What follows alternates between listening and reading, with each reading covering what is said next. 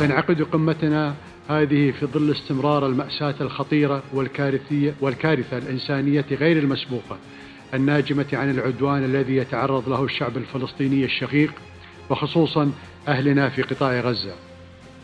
لقد انتهكت في فلسطين المحتلة كافة المعايير والقيم الدينية والأخلاقية والإنسانية من خلال ما ترتكبه قوات الاحتلال من جرائم ضد الإنسانية.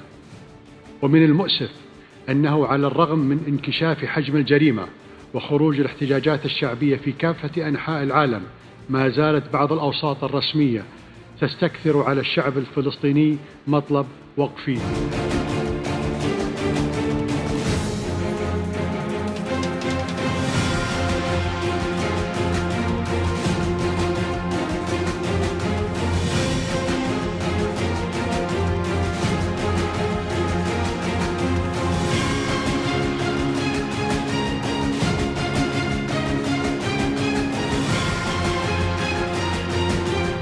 Netanyahu yönetimi siyasi ömrünü uzatmak uğruna tüm bölgemizin güvenliğini, geleceğini tehlikeye atıyor.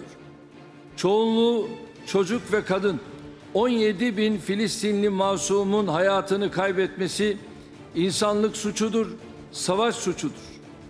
İsrail'in işlediği bu suçlar yanına kar kalmamalıdır.